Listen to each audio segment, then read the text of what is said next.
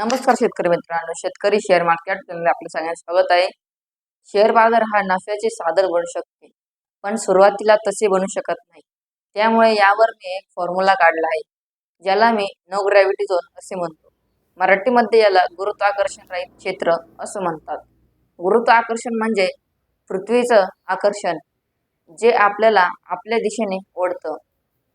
पण जर आपण पृथ्वीच्या गुरुत्वाकर्षणाच्या मर्यादेबाहेर आकाशात गेलो तर पृथ्वी आपल्याला ओढत नाही, म्हणजेच तिथे गुरुत्वाकर्षण संपतं आणि आपण पुढे मोकळेपणाने जाऊ शकतो. याच कल्पनेवर आधारित हा फॉर्म्युला आहे.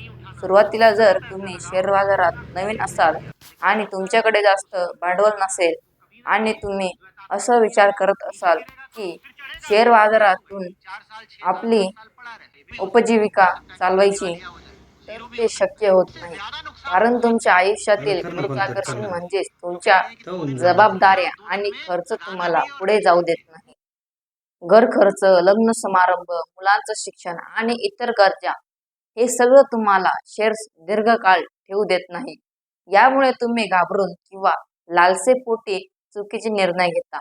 उदाहरणार्थ, तुमच्या शेअर्स काही काळात दुप्पट झाला आणि तो डासा खाली आला, तर तुम्हाला भीती वाटते की पैसे कमी होतील आणि खर्च कसे भागवू.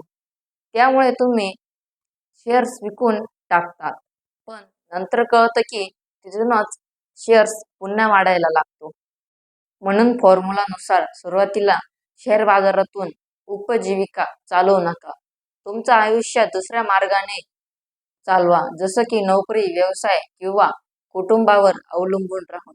त्यामुळे तुम्हाला घर खर्चासाठी शेअर्स विकावे लागणार नाही आणि तेव्हाच तुम्ही दीर्घकाळ गुंतवणूक करून मोठा फायदा मिळवू शकता.